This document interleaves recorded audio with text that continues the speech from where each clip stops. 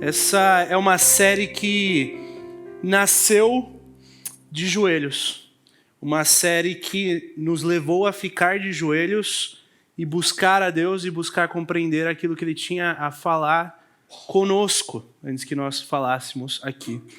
E eu te convido, se você já não tem acompanhado as redes sociais da igreja, tem sido um trabalho muito especial ali, ver as redes sociais, ver todas essas questões que estão sendo colocadas, a nova série, vai ter alguns vídeos. Faça com que isso chegue até as pessoas. Com certeza, hoje, se tivesse os discípulos, Jesus falaria, peguem os iPhones e vamos divulgar pelo Instagram aí, para que a gente possa fazer com que esse evangelho chegue até todo mundo. Quando a gente olha para qualquer carta bíblica, tem um termo teológico que a gente diz, uma frase que é texto fora de contexto é pretexto. Ou seja, tudo que a gente estuda nas Escrituras tem um pano de fundo. E como a gente vai começar essa carta, eu queria que a gente olhasse rapidamente para esse pano de fundo e eu convido você, não só agora, mas estude Colossenses conosco. Leia Colossenses, esteja conosco, entendendo aquilo que Deus tem a falar através desses textos. Uma carta escrita pelo próprio apóstolo Paulo em Roma, enquanto ele estava preso durante a metade do primeiro aprisionamento de Paulo, uma das cartas da prisão. E uma carta escrita, aqui faltou 61 depois de Cristo. Uma carta que é escrita muito próximo de Efésios. E aí é interessante como algumas pessoas dizem que são cartas muito próximas, porém com ênfases distintas. A igreja de Éfeso, uma carta totalmente eclesiológica, falando da igreja. E a carta aos Colossos, uma carta que é cristocêntrica, e a gente vai ver isso de forma bem clara. Cidade de Colossos, ela ficava no Vale do Rio Lico, na porção antiga do sul da Frígia, que agora faz parte da Turquia. Uma cidade que ficava localizada na rota comercial de Éfeso ao Oriente. Tinha uma indústria têxtil, era uma cidade muito frequentada, uma cidade que tinha a sua fama, o seu referencial durante todo o governo de Roma. Porém, as rotas comerciais mudaram e começaram a passar depois por Hierápolis e Laodiceia. E Colossos acabou sendo abandonada, não só por conta da mudança das rotas comerciais, mas também porque o Rio Lico era uma região onde sofria muitos terremotos. E um dos terremotos, 2 anos depois ali de Paulo escrever essa carta, atinge a cidade de Colosso e a cidade é quase toda destruída. E aí essa cidade abandonada, mas Paulo escreve para uma população gentia e uma igreja que provavelmente foi plantada na 3ª viagem missionária de Paulo, quando ele prega ali na igreja de Éfeso. Muito provavelmente Epáfras, que vai surgir na carta, foi quem foi lá e plantou a igreja de Colossenses. E só para a gente entender um pouquinho o motivo da carta. Toda carta é escrita com motivo. Ninguém escreve uma carta sem ter um porquê. E Paulo escreve essa carta porque Epáfras vai para ele se aconselhar sobre heresias que estavam adentrando na igreja de Colossenses. Heresias essas que hoje a gente conhece como gnosticismo, que é um movimento que tem um teor religioso com caráter sincrético, que é esotérico, mas que até essa época não tinha esse nome, não tinha essa descrição. Então, Paulo vai falar sobre algumas coisas que estavam entrando ali, como vãs filosofias na igreja de Colossenses. O filosofismo, que era o uso de argumentos persuasivos, ou seja, a oratória sem fundamento, sem um porquê, sem uma explicação. O legalismo, aquela ênfase nas leis judaicas, para que os colossenses olhassem para a circuncisão, observância de dias, ou para a própria abstinência de alimentos, coisas que já tinham sido sanadas em Cristo.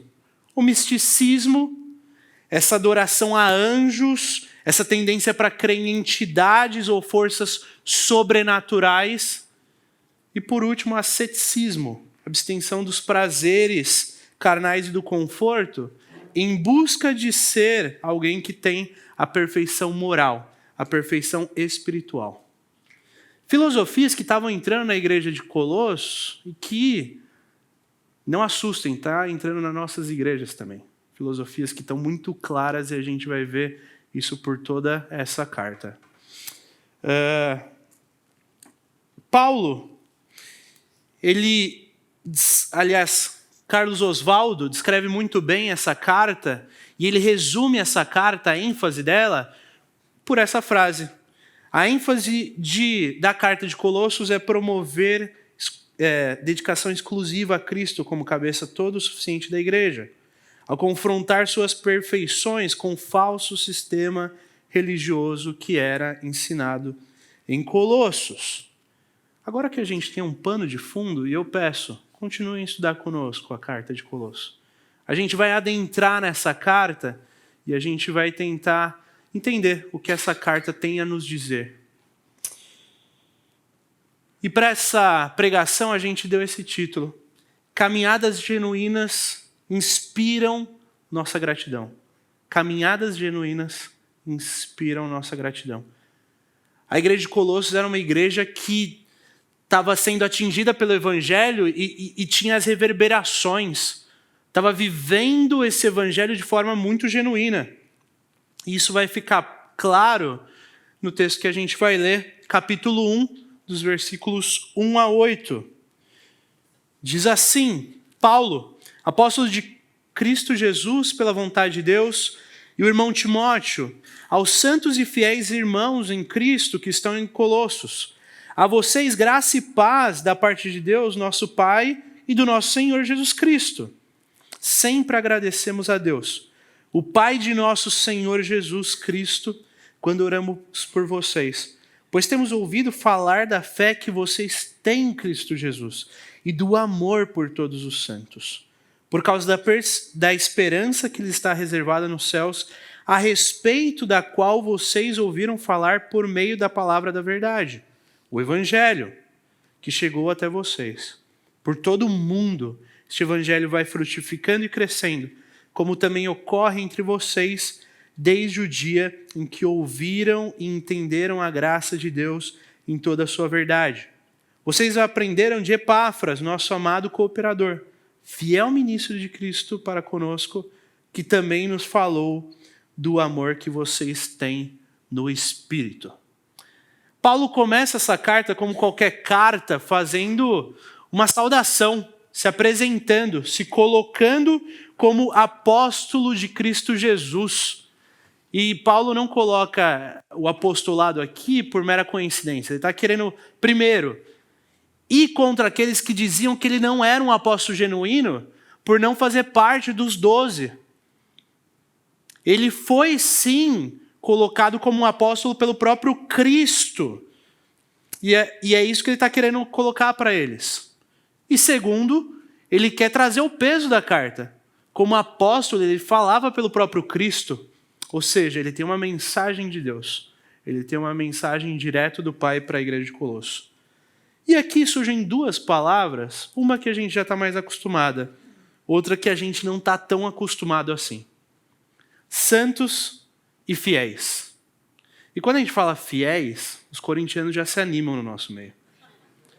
Mas fiquem tranquilos, a carta a Coríntios era outra, a igreja estava uma bagunça, Paulo nem estava tão feliz assim. Mas Paulo vai dizer aos santos e fiéis. E Paulo quer dizer com isso, santos não é uma palavra que a gente usa tanto, não é uma coisa que a gente... Mas ele quer colocar santos como aqueles que creem em Cristo. E o pastor André Gava já colocou aquele termo teológico, já e ainda não. Nós já somos santos pela cruz, pelo sacrifício de Cristo, mas ainda não em sua completude, em sua plenitude. E é isso que ele está dizendo aqui. A esses santos e fiéis, uma igreja identificada com Cristo por conta da sua fidelidade, ele apresenta essa saudação, apresenta seu irmão amado Timóteo, não só irmão em Cristo para Paulo, mas alguém que participava da caminhada com Paulo, pregações, viagens. Ele faz esse breve introdução para a carta e ele já vai nos encher de teologia desde o início dessa carta. Essa é uma carta totalmente teológica que vai nos ensinar muito. Versículo 3. Sempre agradecemos a Deus, o Pai de nosso Senhor Jesus Cristo, quando oramos por vocês. Entendam uma coisa, ações de graça sempre resultam em oração. O quanto nós temos ações de graça a Deus vai dizer o quanto nós oramos, o quanto nós nos dobramos diante dele. E a falta de oração deve fazer com que nós nos perguntemos o que está de fato no nosso coração e como que está o nosso olhar em perspectiva para a graça de Deus e aquilo que ele tem feito nas nossas vidas. Nós temos momentos de oração. A gente tem a oração do almoço, que é a oração rápida, que a gente já está com fome. A oração da noite, que é a oração que termina no outro dia, a gente começa, adormece, e no outro dia a gente fala o amém. Como que estão os nossos momentos de oração? Como que está a nossa vida de gratidão a Deus? E aí a gente poderia fazer uma aula sobre oração, uma pregação sobre oração. Mas a gente já fez isso. Então você pode entrar lá, YouTube, canal da igreja, última aula da EBD, fala sobre oração. Uma aula exposta pelo Vanderlei, e que a gente consegue entender a necessidade da oração, o quanto ela deve estar presente no nosso dia a dia. No entanto, essa graça que Paulo coloca, ele vai destacar as qualidades que ela faz com que os cristãos tenham a partir dela. Ele vai dizer que ouviu falar da igreja de Colossos pela fé que eles têm em Cristo, pelo amor por todos os santos. Isso daqui são características de maturidade cristã, fé e amor. E quando a gente olha para o termo grego de maturidade, é interessante porque ele vai querer trazer para a gente uma ideia de constância, uma ideia de estabilidade. A vida não mais uma montanha-russa, mas cada vez mais ela criando essa estabilidade. E quando a gente fala de maturidade, eu queria aqui trazer uma conexão entre as gerações. É difícil fazer isso através de filmes. Mas a gente teve isso. Lançamento do filme Top Gun. Aliás, quem não assistiu, assista. Confesso que chorei no cinema. Que filme. Quando a gente olha para ele, a gente tem um reflexo da maturidade. Ele chegando, e eu não vou dar muito spoiler, mas ensinando os jovens ali, ele é a maturidade, porque ele tem experiência e conhecimento. E muitas vezes, quando a gente olha para a vida cristã, a gente acha que a vida cristã se resume a experiência e conhecimento. Mas não. Na verdade, a maturidade está relacionada à estabilidade e constância. O pastor André diz uma frase que é: se o conhecimento que eu tenho não faz com que os meus joelhos se dobrem diante de Deus, de nada ele vale. Se os nossos joelhos não se dobrarem diante desse conhecimento, fazendo com que a gente entenda que a gente precisa ter uma recorrência, um buscar, um se achegar até Deus, a gente não vai ter essa constância que Deus diz, essa estabilidade que ele coloca. E quando a gente pensa em maturidade, só para a gente entender, uma criança e um jovem podem ser maduros, assim como a gente pode ter um idoso imaturo. Porque a maturidade ela não está ligada à idade, à experiência, ela está ligada a quanto de conhecimento eu tenho e o quanto eu consigo fazer com que aquele conhecimento me faça me curvar diante de Deus. Faça com que eu entenda que eu não tenho as respostas, mas que Ele tem todas as respostas.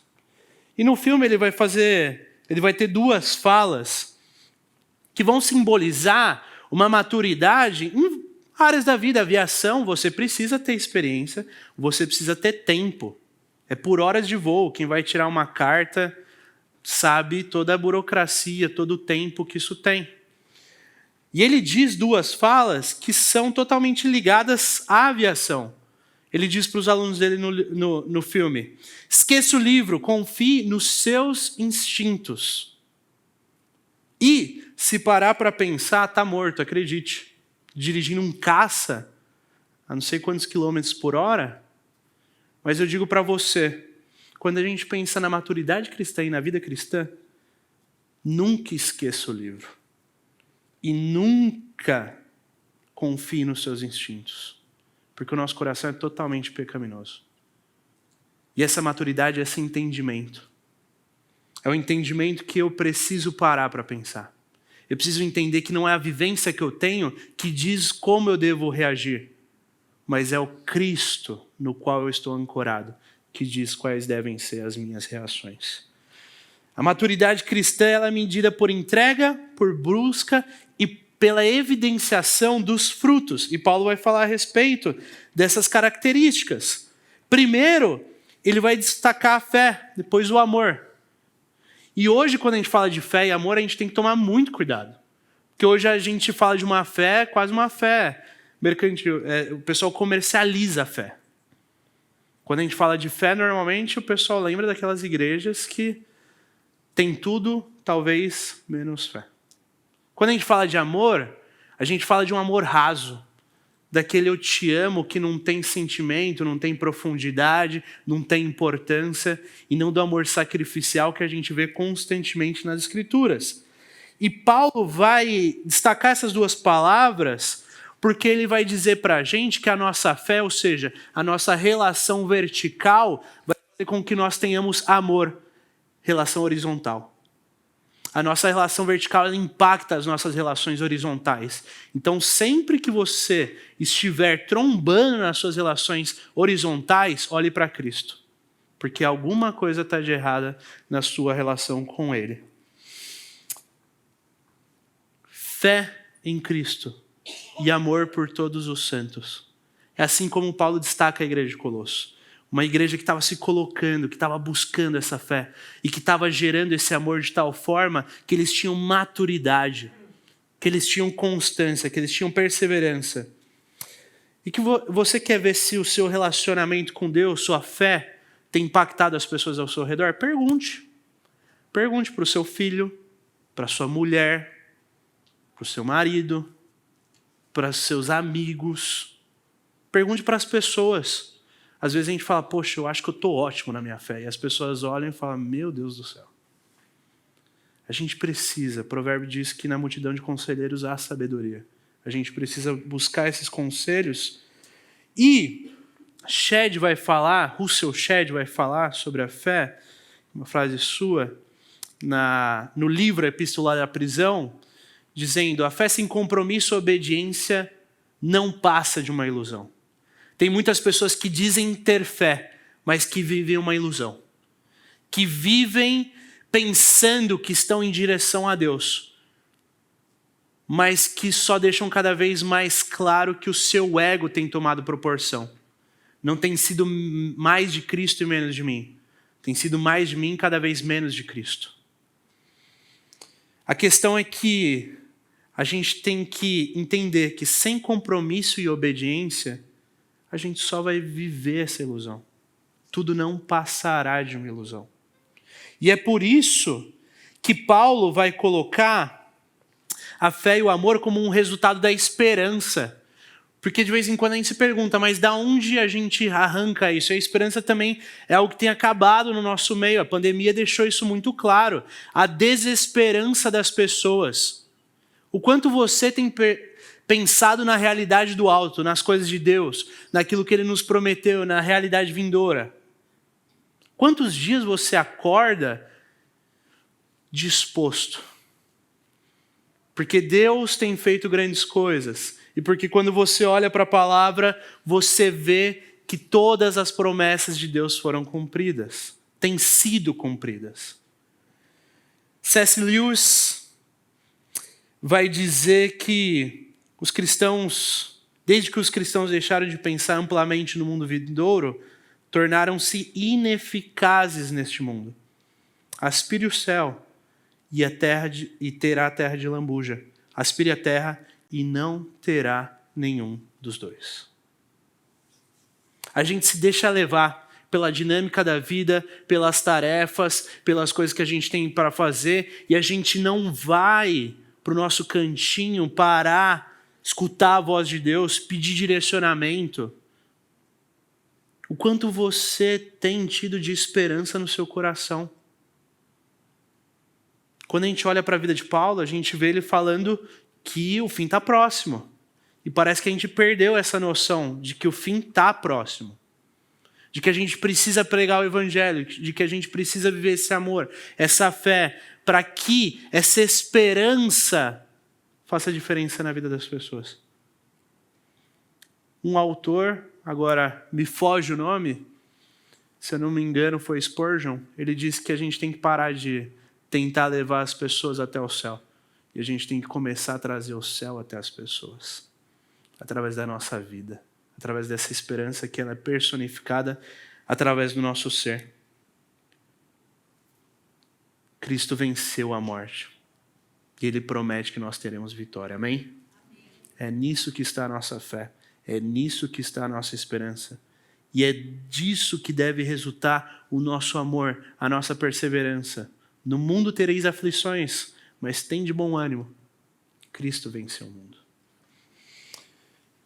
Paulo vai dizer que é por conta dessa esperança que a gente ouviu, que está reservada, que a igreja de Colosso ouviu, que está reservada nos céus, a respeito da qual eles ouviram por meio da palavra da verdade, o evangelho. E aqui Paulo não está largando uma palavra. Se ouviram, ele está querendo contrastar com as vãs filosofias que estavam entrando na igreja. Quando ele diz isso, ele está querendo apontar para o evangelho que eles tinham escutado em contraposição com as vãs filosofias que estavam entrando na igreja. Isso deixa claro para a gente que até uma igreja madura não está livre de filosofias, vãs filosofias. Ideias, ideologias que não pertencem a Deus. Isso pode entrar no nosso meio se a gente não tomar cuidado. E pais, aqui eu queria fazer uma colocação como líder, não como pai, mas como alguém que está junto de vocês. É por isso que a gente tem que ensinar para os nossos filhos, para os seus filhos, sobre a palavra de Deus. Porque se nós não aprendermos e ensinarmos essa palavra uns aos outros, ou seja, pensar de forma bíblica, de forma coerente com as Escrituras, a gente vai ser levada por vãs filosofias. Entenda, não é a falta de programação que afasta o seu filho da igreja, mas é a falta de compreensão e entendimento das Escrituras. É isso que faz com que ele se afaste da igreja. E Paulo vai dizer que o resultado do agir do evangelho em Colosso, através desse evangelho colocado, pregado à igreja, faz com que aquela igreja frutifique, cresça, tenha uma demonstração clara, plena daquilo que está sendo realizado ali. E ele diz que por todo o mundo era pregado esse evangelho. O evangelho começava a ser distribuído, a ser pregado, a cruzar as barreiras que antes estavam em Israel. Agora todos os gentios tinham acesso a esse evangelho. E é um sentido geográfico mesmo que Paulo está querendo colocar aqui. E quando ele fala frutificar e crescer, ele está querendo dizer que é frutificar em toda boa obra e crescer no conhecimento de Deus. Muita gente viaja quando fala sobre o céu. Quando chegar no céu, tem alguns que nos dizem isso alto, né? Quando eu chegar no céu, vou ter as asas, vou furar. A gente fica pensando, né? No céu tem que ter uma picanha mal passada, tem que ter... Interessante que a Bíblia diz, a eternidade é que te conheçam. É isso que vai ser a eternidade e vai ser bom demais. Conhecimento de Deus. Deleite, prazer em quem Ele é. Que começa a partir de agora. O grupo dos pré-adolescentes tem um nome. Qual que é o nome do grupo dos pré-adolescentes? É pra já. Não é um negócio só para os pré-adolescentes, é para a igreja inteira. A gente precisa viver isso a partir de agora. A partir desse momento, e não deixar para lá. E o texto, é interessante que a gente vê nesse texto um tripé teológico que deveria estar presente em todas as igrejas. Paulo fala de oração, conhecimento e prática. Ortodoxia, estudo das escrituras, ortopatia, busca, devoção, oração e ortopraxia, a prática. 3 características que deviam ser presentes em toda a igreja, mas que nos dividem em denominações e não permitem que nós vivemos como um só corpo. A gente precisa entender que o conhecimento nos leva à busca e a busca nos leva à prática. São questões recorrentes aqui na carta. A gente precisa se perguntar como que a gente tem frutificado, como que a comunidade batista em Moema tem dado frutos, como que nós temos crescido. Eu vou falar para vocês que eu falo para novas gerações. Você é parte do problema e parte da solução. A partir do momento que você é um membro dessa igreja, você faz parte da igreja. Então, como você tem frutificado e como você tem cooperado para que a nossa comunidade cresça em conhecimento. E Paulo, ele vai dizer uma coisa bem interessante, porque ele podia falar, como também correm entre vocês desde o dia em que ouviram essa palavra. Desde o dia que vocês ouviram, vocês têm frutificado, vocês têm crescido, vocês têm buscado.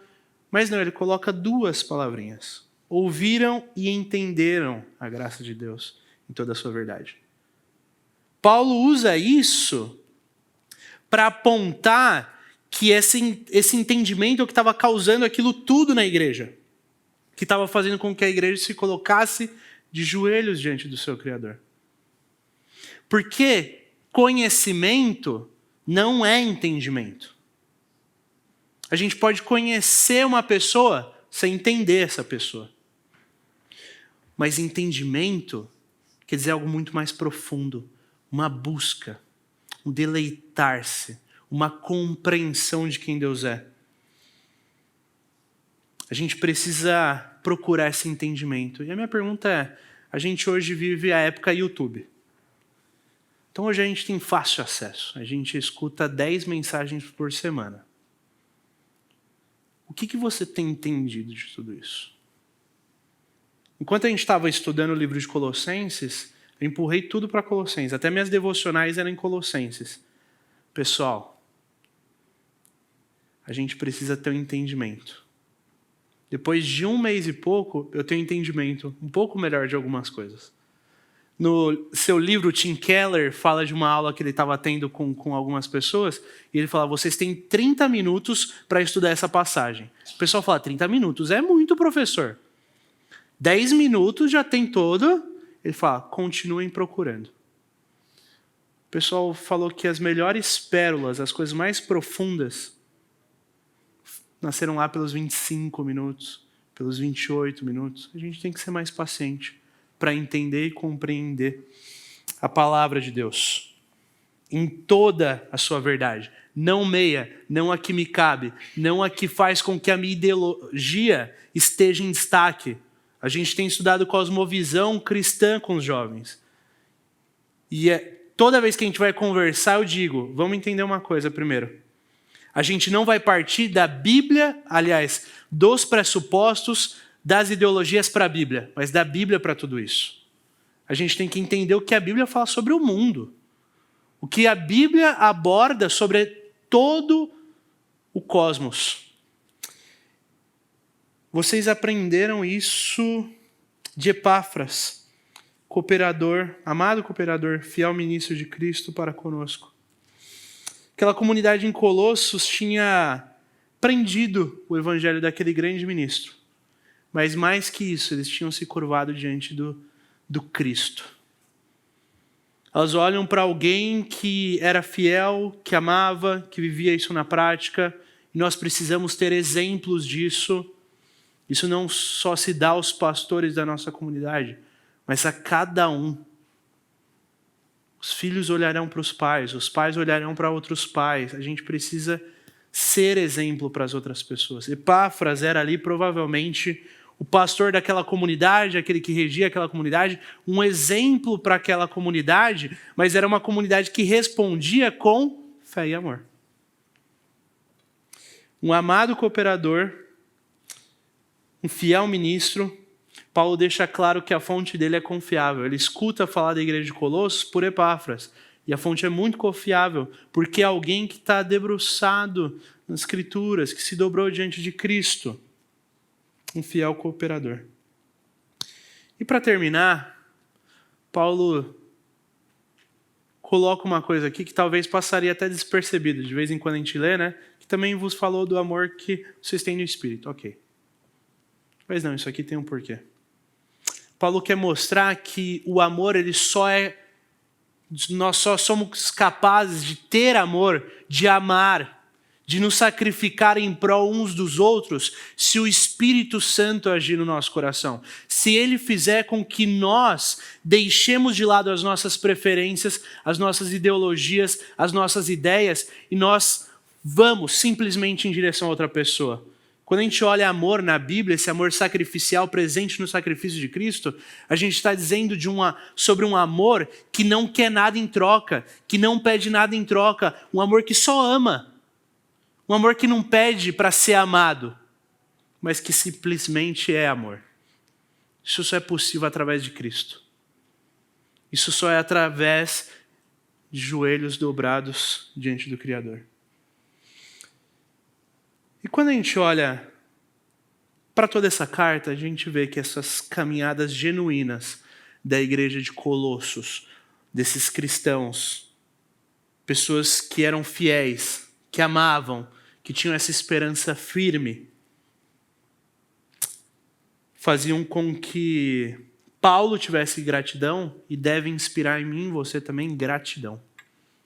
Gratidão por quem Cristo é e por aquilo que Ele faz, a forma como Ele opera, a forma como Ele produz em nós um caráter aprovado.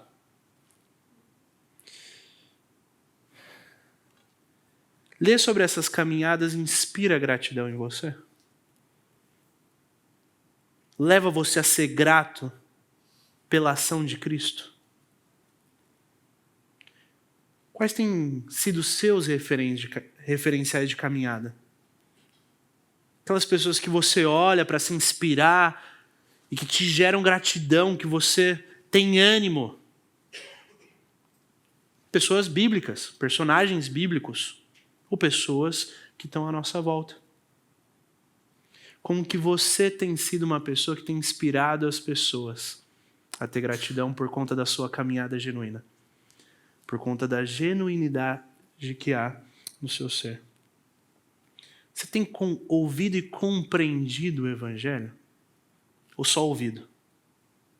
Você tem se curvado? O Evangelho tem pesado na sua mente, no seu coração? Tem dado frutos, tem frutificado em boas obras? Crescido no conhecimento da palavra de Deus? Você tem buscado essa maturidade cristã que não é imposta, que não diz eu sou maduro, mas faz com que as pessoas olhem para você e diz que pessoa madura? Porque ela reflete a fé e amor que só são possíveis através do Espírito Santo, da ação sobrenatural de Deus. Você tem buscado viver uma fé e um amor por conta dessa esperança profunda que Deus nos dá por meio de Cristo? Será que isso tem sido uma constante na nossa vida?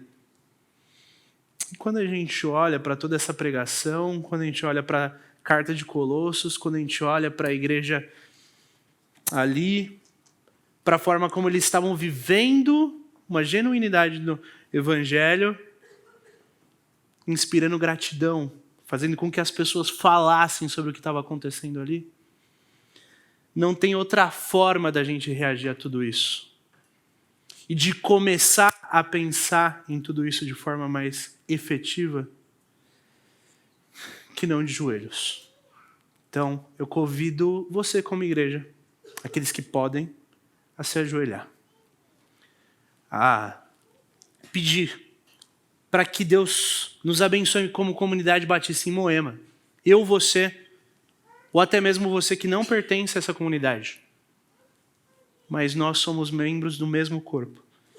que a gente possa pedir para Ele que nós tenhamos essa maturidade, essa fé, esse amor, essa esperança que ressoa no nosso coração, essa busca vertical que acaba tocando em todos os nossos relacionamentos horizontais. Eu convido você a ficar de joelhos e a gente ter um momento de oração.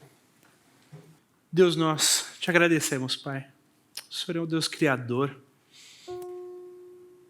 O Senhor é o Deus Criador que dá a nós não só a promessa da redenção, mas a prova dela através de Cristo Jesus.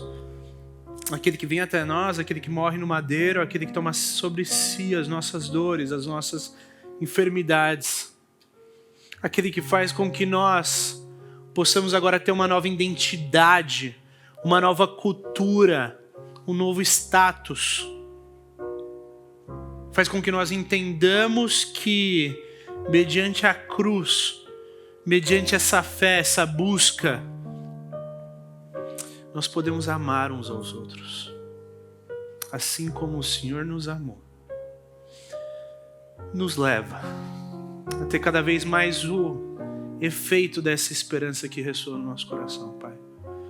A aspirar os céus, a sonhar com os céus, com a Tua promessa, com o momento em que estaremos juntos do Senhor.